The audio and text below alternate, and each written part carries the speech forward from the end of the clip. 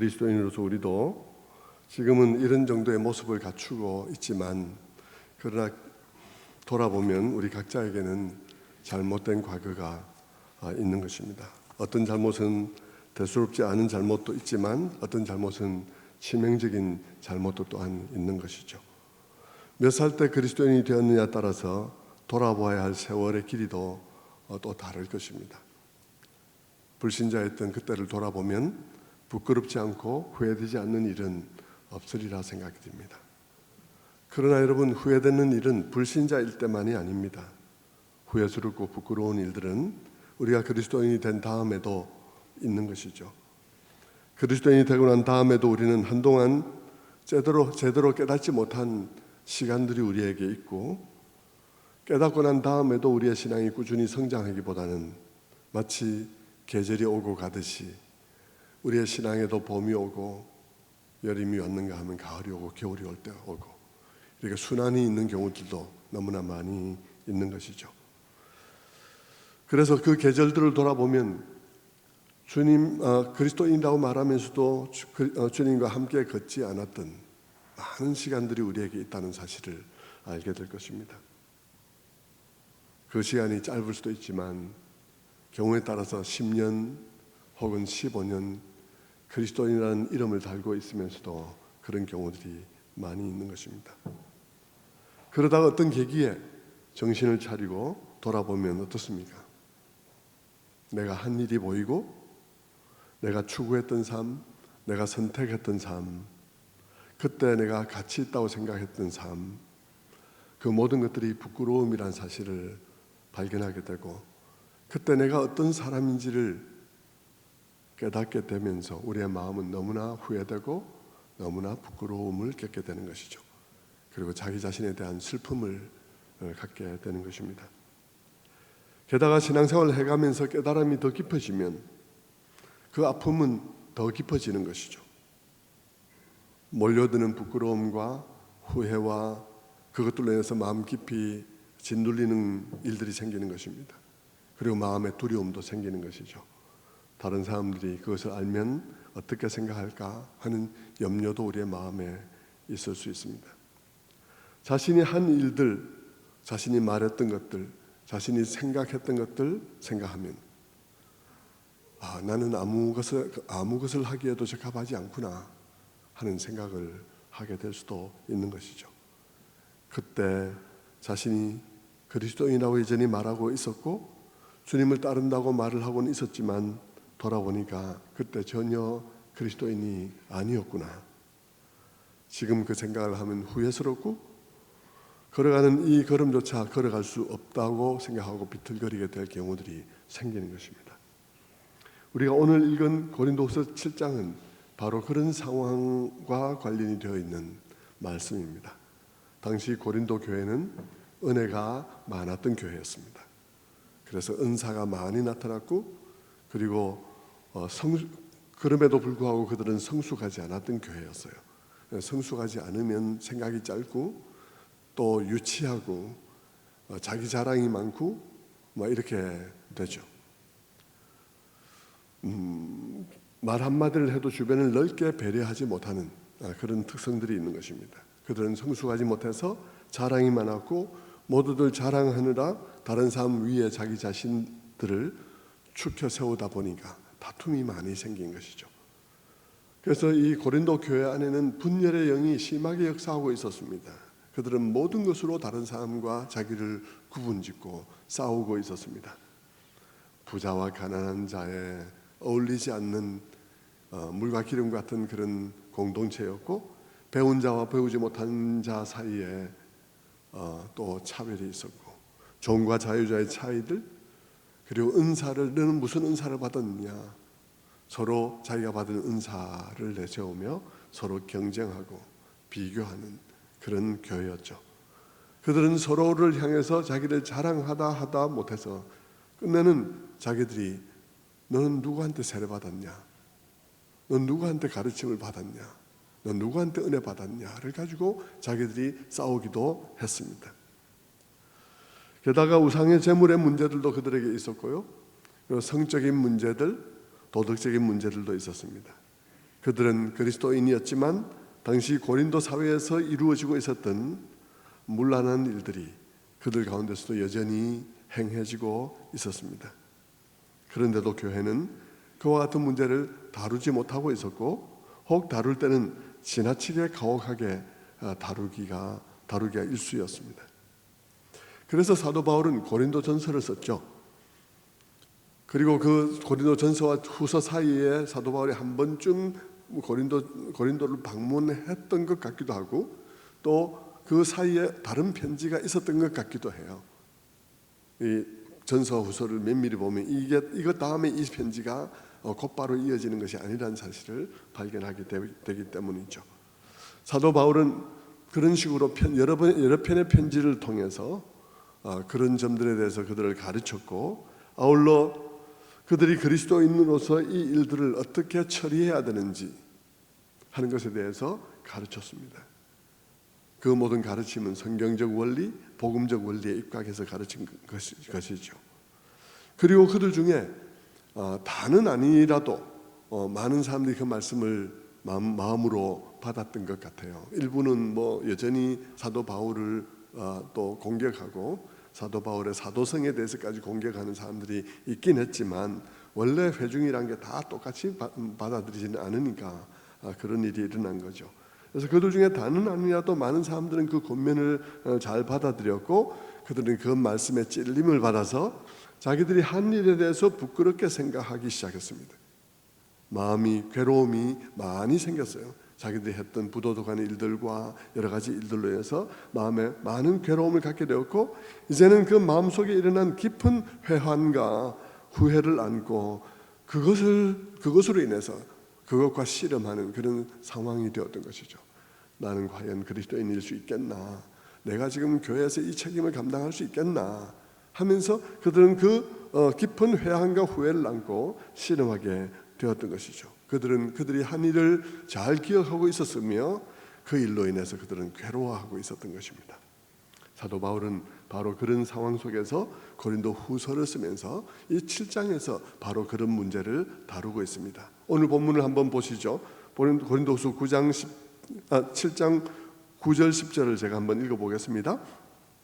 내가 지금 기뻐함은 너희로 근심하게 한 까닭이 아니요 도리어 너희가 근심함으로 회개함에 이른 까닭이라. 너희가 하나님의 뜻대로 근심하게 된 것은 우리에게서 아무 해도 받지 않게 하려 함이라. 하나님의 뜻대로 하는 근심은 후회할 것이 없는 구원에 이르게 하는 회개를 이루는 것이요 세상 근심은 사망을 이루는 것이니라.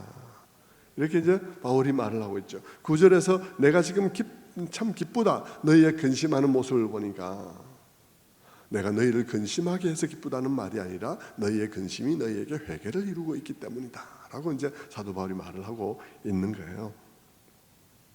바울의 비난과 책망이 그들의 마음을 깊이 찔렀고, 그들은 마음으로 그 교훈을 받아서 그들의 삶 속에 있는 잘못을 인정했던 것입니다. 그들은 마음속에 그렇습니다. 바울 선생님 생각해보면 그때 지난 날에 우리는 교회가 아니었습니다. 우리는 기독교인이면서 전혀 기독교인처럼 행동하지도 않았습니다. 우리에게는 진정한 변화가 필요합니다 라고 그들이 고백하면서 괴로워하고 힘들어하고 그들의 모든 허물과 잘못을 어떻게 해야 될지 모르는 상황 속에 그들이 있게 되었다는 것이죠.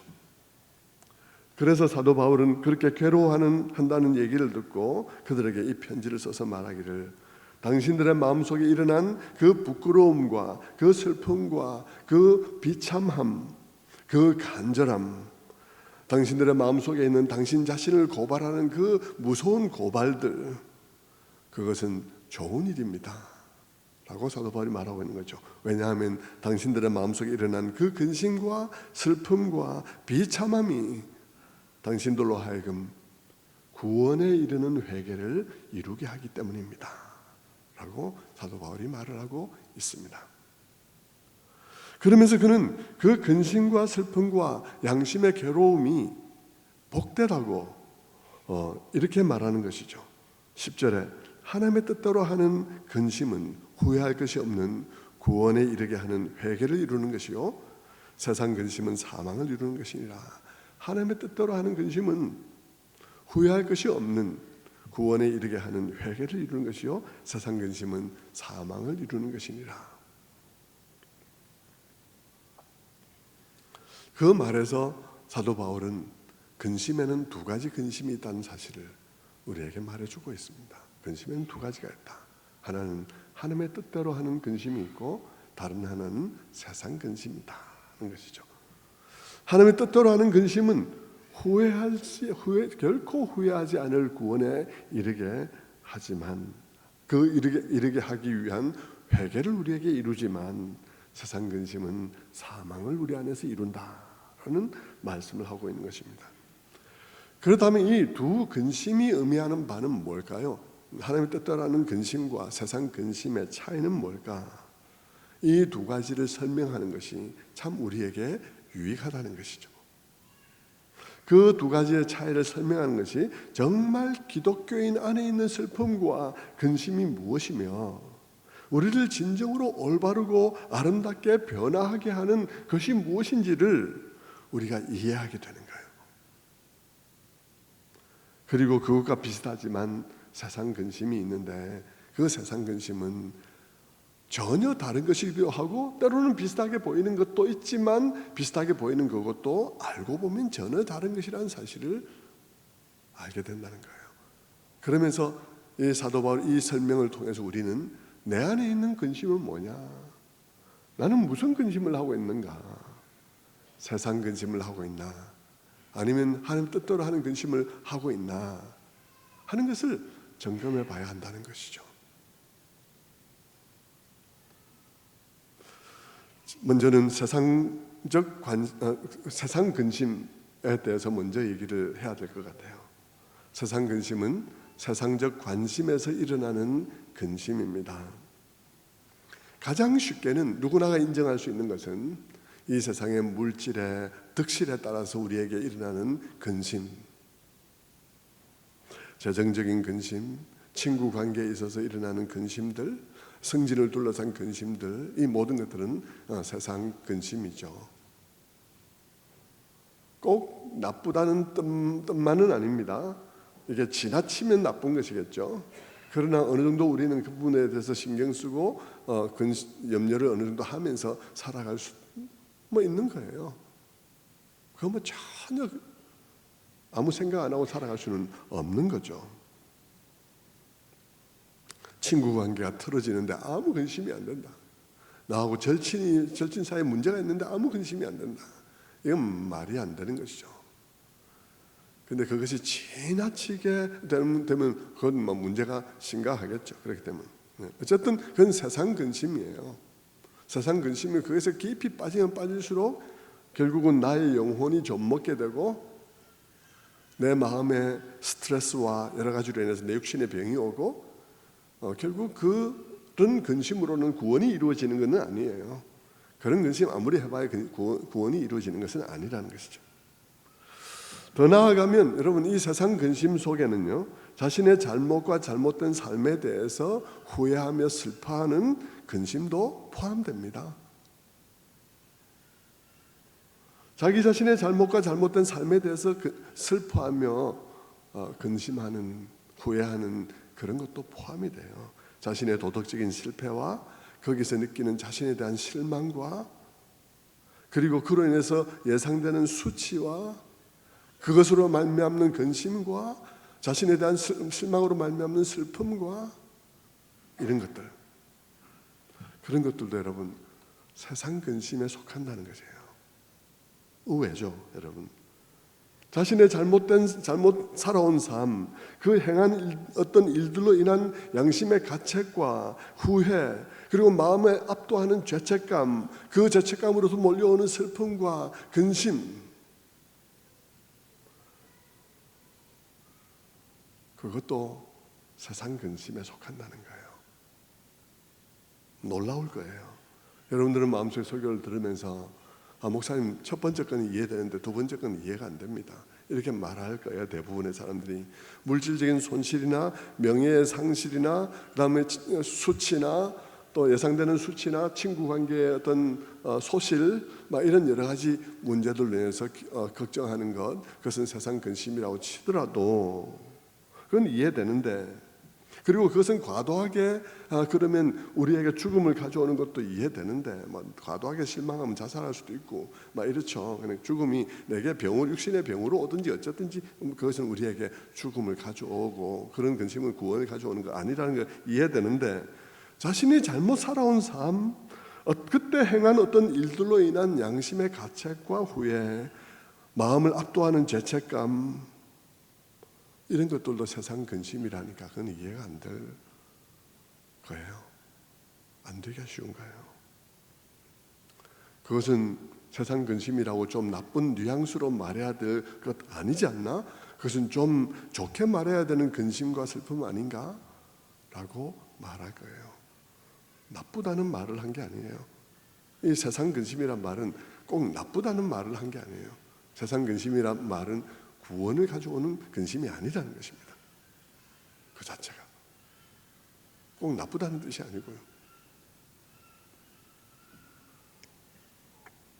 이런 것은 우리에게 구원을 가져오지 않는다는 것입니다. 근데 이게 세상 근심이라고 말할 수 있나? 그런데 여러분, 그럴 수 있습니다.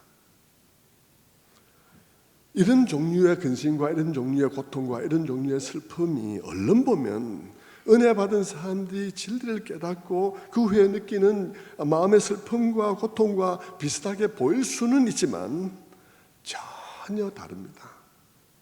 전혀 다릅니다. 차이가 어디 있냐 그러면요, 그 슬픔과 고통을 느끼는 이유가 하나님이 아닌 자기 자신에게 있다는 것입니다. 그 슬픔을 느끼는 이유가 하나님이 아닌 자기 자신에게 있다는 점에서 다른 거예요. 세상 근심인 거예요. 그 슬픔과 고통을 느끼는 이유가 하나님이 아닌 자기 자신이라는 것이 무슨 말이냐면, 그 사람이 슬퍼하는 게 자신의 행위의 추악함이나 비참함을 하나님이 보는 방식으로 바라보면서 너무나 슬퍼하는 그런 슬픔으로 슬퍼하는 것이 아니라, 단순히 자기의 도덕적인 실패와 남들이 보기에 부끄럽고, 그 도덕적인 실패가 남들이 보기에 부끄럽고 자기가 쌓아온 명성이 다 날아가는 일이 된다든지, 그 일로 인해서 사람들이 뭐라 말할까 하고 생각드는 등, 그 슬픔과 동기가 오직 하나님이 아닌 나 자신의 명예와 이익과 쌓아온 모든 것이라는 것입니다. 그 슬픔이 그런 거죠. 단지 인생이 낭비되었다고 슬퍼하지만 그는 자신의 아까운 인생과 세월이 낭비된 것 같이 느껴져서 아까운 것이죠. 하나님과 아무 상관이 없어요. 내 인생이 이렇게 아깝게 낭비되었다는 것을 후회하고 있는 것이죠. 그래서 슬퍼하고 있는 것이죠. 나는 하나님과의 관계를 애도하고 있는 것이 아니라 내 인생이 그렇게 낭비되었다는 것을 애도하고 있는 거예요. 나의 쌓아 올린 것이 무너지게 되었다는 것이 슬프고 아픈 것입니다. 내가 더 나은 인생이 될 수 있었는데 그렇게 되지 못한 게 슬픈 거죠. 그런 결과가 예측되는데도 불구하고 그 일을 멈추지 않은 어리석음이 슬픈 거예요. 하지만 이것은 세상 근심이에요. 죽음밖에 가져오지 않는, 구원을 이루지 않는 근심인 거예요. 구원을 이루지 않는 슬픔입니다. 당장 우리 영혼을 병들게 하고 평화를 깨뜨리고 행복을 앗아갈 수도 있고, 그리고 그것이 육신의 질병을 가져와서 육신의 죽음도 가져올 수 있으며, 그것은 우리의 영원한 죽음을 막을 수 없는 영원한 죽음을 가져올 수밖에 없는 것이에요.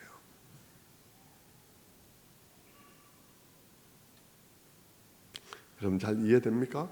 낭비된 세월에 대한 후회조차, 내 인생이 낭비되었구나, 그것이 너무 안타깝다라고 말하는 것조차 세상 근심이 될 수 있다는 것 이해되십니까?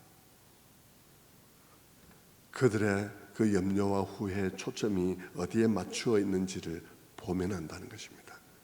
그것을 보면 그것이 하나님과 관련이 없어요. 내 자신의 인생에 대한 안타까움이 그 핵심인 것이죠. 그들은 슬퍼하고 근심하나 자신에게 초래된 비극이나 실패로 인해서 근심하고 슬픈 것입니다. 자신의 행위를 하나님 보시는 각도에서 보게 됨으로써 근심하고 슬퍼하고 근심하게 된 것이 아닌 것이죠.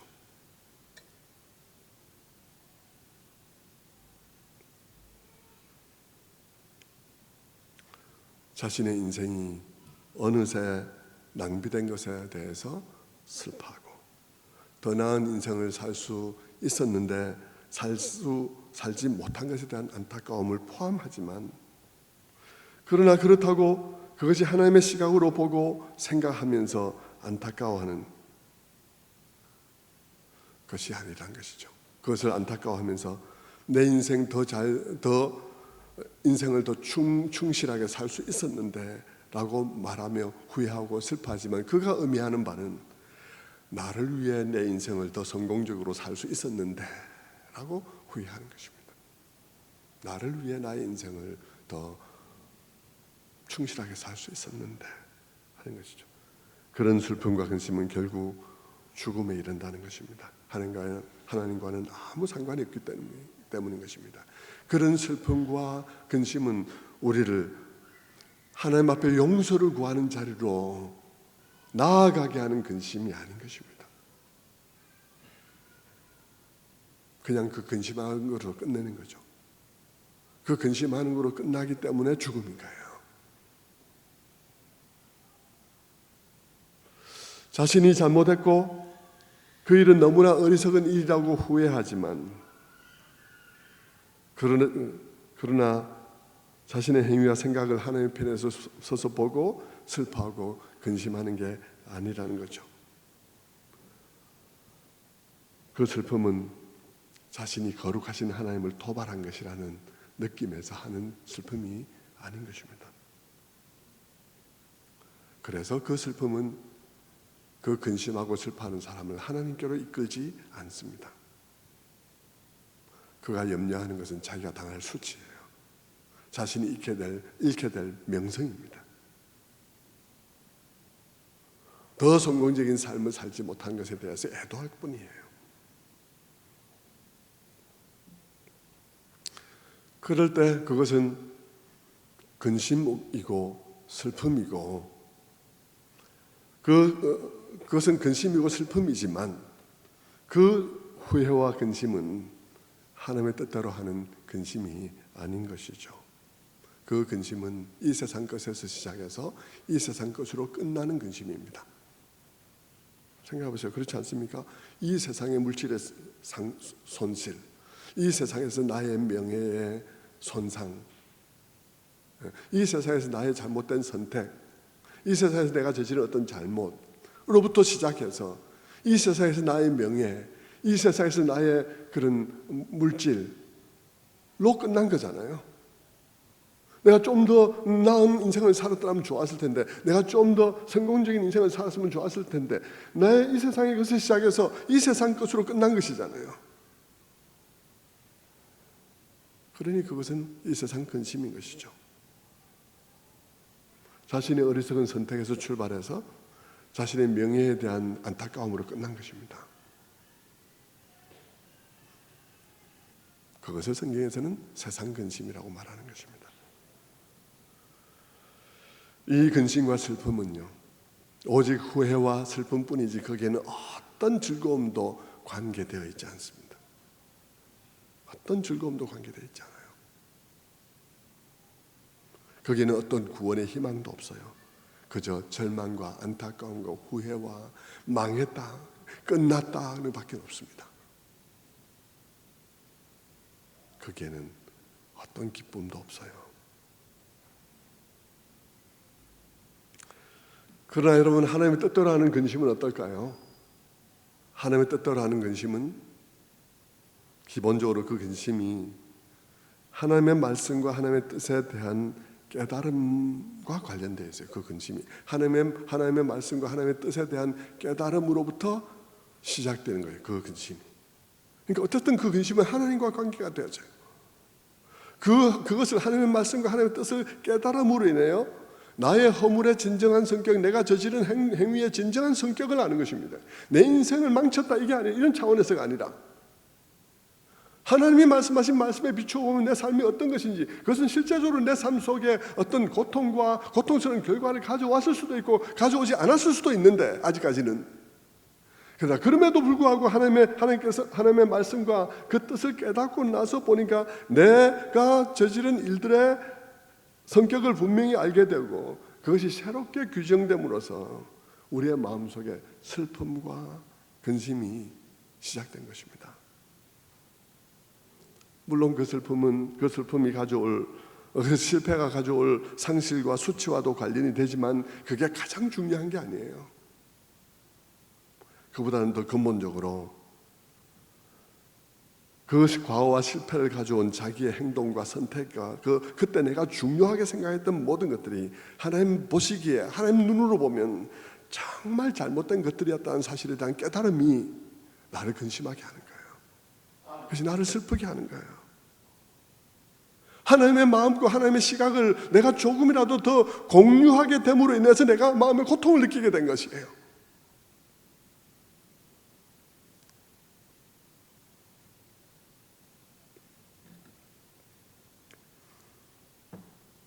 하나님의 말씀이 더 깨달아질수록 그 하나님을 거스르고 대적했다는 것이 슬픔으로 다가오는 것입니다.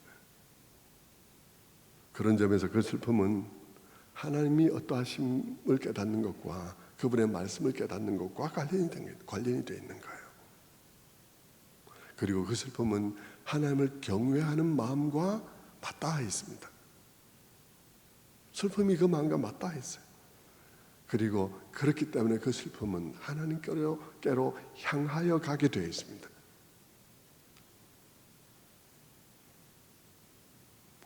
그 죄가 가져올 고통과 수치, 그리고 그로 인해서 잃게 될 이 세상에서의 특권들, 사람들의 경멸의 말들, 혹은 지옥에 갈지도 모른다는 두려움, 그런 게 나를 가장 슬퍼하게 하는 게 아니에요. 심지어 지옥에 갈까 하는 두려움이 가장 슬픈 것이 아닌 것입니다. 그것보다도 이 거룩하신 하나님, 이 공의로우신 하나님, 이 무한히 영광스러운 하나님을 모르고 그 하나님을 거슬렀다는 사실이 너무 마음이 아픈 거예요. 그런 아픔과 슬픔이 마음속에 있는 것입니다. 그래서 그 근심은 결국 우리를 하나님께로 향하게 합니다.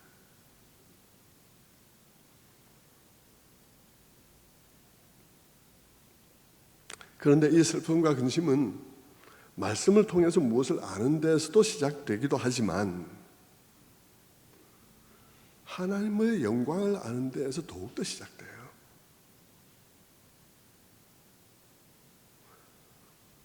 하나님을 알아가면서 그분이 얼마나 아름다운 분이신지, 얼마나 거룩한 분이신지, 얼마나 우리를 온전케 하시는 분이시요 우리를 얼마나 행복하게 하는 유일한 만족이 되신다는 사실을 알아가면 알아갈수록 그분을 따르지 않은 세월이 안타까운 거예요. 그분을 충분히 따르지 않은 그 세월이 안타까운 거죠.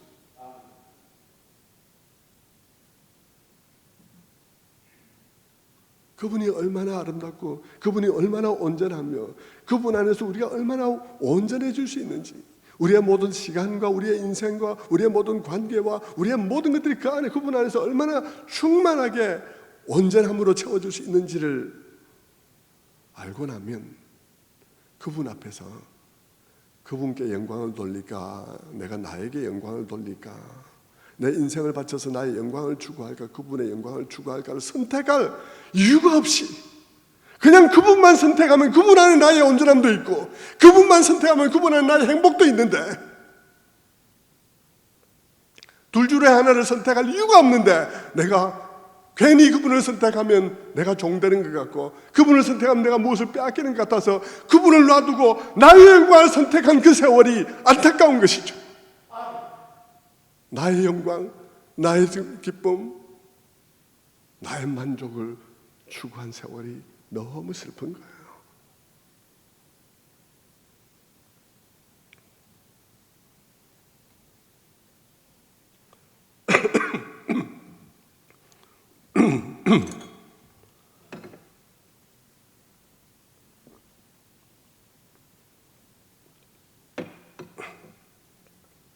그분은 너무나 거룩하고 너무나 완전하시고 그분은 너무나 충만하셔서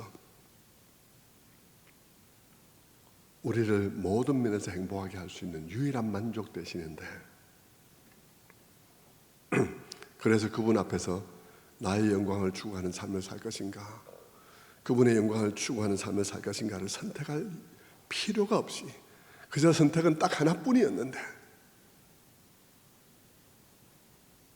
그분 안에 나의 행복도 있고, 그분 안에 나의 영광도 있고, 그분 안에 나의 온전함도 있고.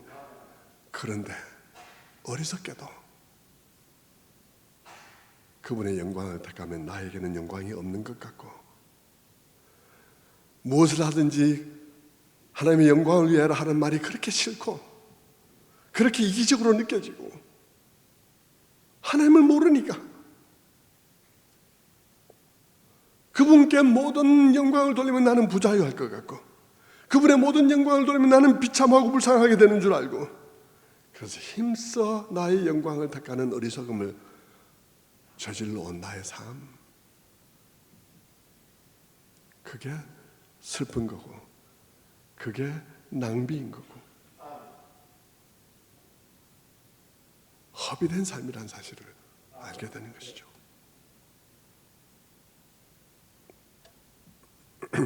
그분이 나를 가장 아름답게 하고 가장 완전하게 하는데, 내가 애써 그를 멀리하고 거역하고 거부함으로 내 삶이 이렇게 공허하게 되었으며, 그분의 아름다움을 따라 무한히 아름다울 수 있었던 나의 시간과 나의 관계들이 또 그분의 높은 목적과 뜻에 통합되어서 아름답게 사용될 수 있던 나의 인생과 기회들이 이렇게 낭비된 것이 너무 안타까운 것입니다.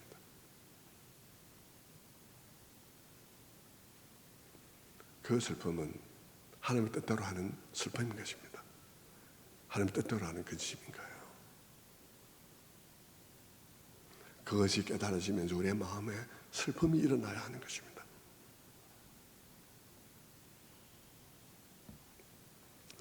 그런 근심은 후회할 것이 없는 구원에 이르게 하는 회개를 낳는 것입니다. 어느 날 그것을 깨달으면 우리는 하나님 앞에 눈물을 흘리지 않을 수가 없어요. 저도 옛날에 아주 좀 젊었을 때, 고은이가 한 5살 정도 됐을 때, 제가 참 마음에 많은 그런 아픔들을 안고 하나님 앞에 회개하고, 또 지나간 세월들 생각하면서 하루는 이제 기차를 타고 가는데, 여러분들 이제 이 다음 시간에, 이 시간 말고 다음 시간에 또 여러분이 이 말씀을 이어서 볼 터인데, 여러분 우리의 마음속에 하나님으로 인해서 얼마나 깊이 우리 자신들을 들여다보게 되는지 모릅니다. 그럴 때 우리 자신들이 너무 살아온 시간들, 저도 참 많은 시간 낭비했다고 생각해요. 저도 싸우는 교회에 생활하고 있었고, 싸우는 교회에서 아버님께서 참 억울한 일 당하는 일 보면서 교회가 너무 싫고, 그래서 대학 갈 때도 대학 가면서 교문 앞에서 CCC 단체에서 CCC에 가입하라고 기타 치면서 막 이렇게 하는데, 저는 저만큼 돌았어요. 기독교 동아리가 너무 싫어가지고, 나의 잘못으로 인해서 하나님을 떠난 시간들, 하나님의 이름으로 행하면서 하나님과 동행하지 않았던 시간들, 그리고 남들의 그런 일들로 인해서 내가 멀리 돌아다녔던 그런 시간들, 그 시간들이 무엇을 의미하는지를 기차를 타고 가는데 생각이 나더라고요.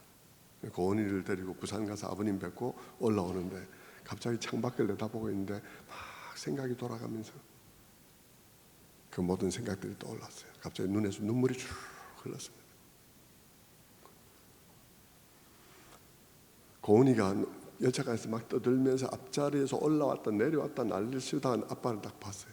아빠가 딱 오더니, 아빠 왜 그래? 엄마가 때렸어? 이렇게 얘기를 하더라고요.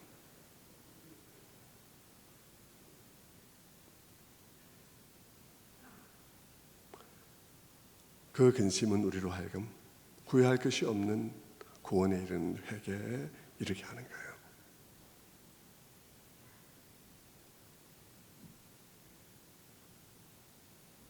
이것만이 우리를 가장 깊이 우리의 오류를 보게 하고 가장 아름다운 것에 비추어서 우리 자신을 보게 할 수 있는 보는 거예요. 이런 슬픔은 회개를 통해 후회할 것이 없는 구원을 가져온다는 것만 잠깐 살펴보고 오늘은 마치려 합니다. 이 유아 세례가 있기 때문에 설교를 조금 짧게 준비했는데요. 그런 후회와 슬픔, 그로 인한 회개, 그리고 삶의 변화, 그런 일들이 우리가 있을 때 하나님의 뜻대로 하는 근심에 따라서 우리의 삶의 변화가 일어나고 슬퍼하고 눈물 흘리며 회개하고 그 결과로 삶의 변화가 올 때 우리는 그 일을 후회하는 경우는 결코 없습니다. 그건 정말 이 세상의 변화 중에 가장 흡족한 변화고요, 가장 만족스러운 변화이죠. 그리고 그렇게 변화를 경험하는 사람은 결코 후회할 일이 없습니다. 우리 주변을 돌아보아도 알 수 있습니다. 우리 주변을 돌아보면 자신의 죄를 정말 회개한 사람치고 회개한 것을 회개하는 사람 봤습니까? 여러분, 회개한 것을 회개한 사람 봤습니까? 그때 내가 왜 회개했던 거?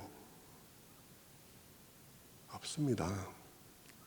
진짜 회개하지 않은 사람은 이런 사람들이 있어요. 내가 괜히 교회 갔다. 내가 교회 간 것을 후회하고 예수 믿고 그런 말씀 듣고 한 5년 교회 안에서 생활한 것을 후회하는 사람들은 있을 수 있습니다. 그러나 제가 말씀드리는 것은 정말 이것을 경험한 사람, 정말 하나님의 영광을 알고 그리고 그 말씀을 알고 그분의 아름다움과 그분의 가장 온전함을 알고 그분 앞에서 나의 영광과 그분의 영광을 선택할 필요가 없이 당연히 그분의 영광이다 이런 것을 깨달은 사람 치고 후회하는 사람은 없습니다. 아무도 이 세상에 누구도 후회하는 사람은 없습니다. 다 그 반대죠. 다 그 반대로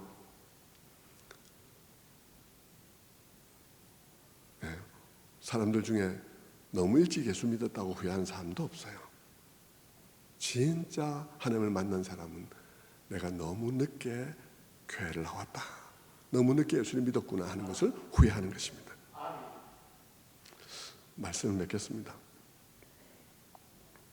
바울은 수많은 문제를 안고 있는 고린도 교회에 그들의 죄와 악행과 부도덕한 문제들에 대해서 지적하느라고 이 편지를 썼습니다. 그들 중에 고린도전서를 썼죠. 그 고린도전서를 받은 사람 중에 어떤 사람들은 반발을 하고 했지만 그러나 많은 사람들은 그 가르침을 마음으로 받았습니다. 그리고 찔림을 받고 그들의 과거의 삶이 그리스도인답지 않다는 사실을 인정하게 되었습니다. 복음과 배치되는 사람이라는 것을 알게 되었죠. 그러자 그들의 마음속에는 깊은 찔림과 아픔이 있었습니다. 많은 사람들은 괴로워했고 그 괴로워한다는 얘기를 사도 바울이 들었던 것이죠. 그래서 사도 바울은 그들에게 말했습니다. 그건 세상 근심과 다른 너무나 복된 근심이야. 그것은 결코 후회할 것이 없는 구원에 이르는 회개를 이루는 근심이야. 그것은 하나님의 뜻대로 하는 근심이라고. 그것은 이 세상의 근심과는 전혀 다른 근심이라고. 그러면서 사도 바울은 이 세상의 근심을 언급했죠. 그것은 이 세상의 물질이나 친구를 잃는 것에서 오는 근심도 있지만 근본 성격은 자기 자신의 초점에 맞춰진 후회도 포함하고 있는 것입니다. 자신의 낭비된 세월에 대해서 후회하고 잘못 살아온 것에 대해서 후회하지만 십자가로 인도하지 않는 근심이 있습니다. 그저 내 인생 한 번뿐인 인생을 애도하면서 내 인생이 이렇게 안 살았더라면 더 내가 성공적인 삶을 살았을 건데라는 후회에 불과한, 이 세상에서 출발해서 이 세상 것으로 끝나버린, 그렇게 살지 못했던 잘못된 선택을 후회하면서 그렇게 했더라면 다른 방식으로 살았더라면 좀 더 성공한 삶을 살았을 것인데 라고 끝나버린 그런 후회와는 이 후회는 너무나 다른 것이라고 사도 바울이 말했죠. 문제는 우리의 마음에 있는 근심은 무엇인가 하는 것입니다. 여러분의 마음에는 그런 하나님의 뜻대로 하는 근심이 있다는 것이죠. 여러분의 인생, 여러분의 과거에 대해 하나님의 말씀이나 그분에 대한 깨달음 때문에 슬퍼하고 근심하는 근심이 있는가? 만약에 그것이 여러분에게 없다면 미안하지만 여러분은 아직 기독교라는 종교를 믿을지는 몰라도 구원받은 그리스도인은 아닐 수도 있습니다.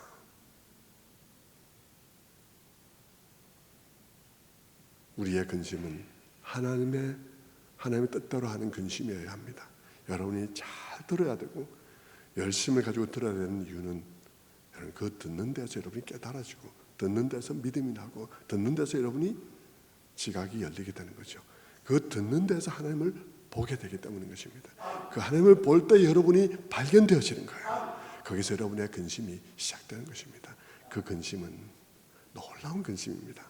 다음 시간에 여러분 그 근심에 대해서 다시 한번 이어서 말씀을 드리도록 하겠습니다.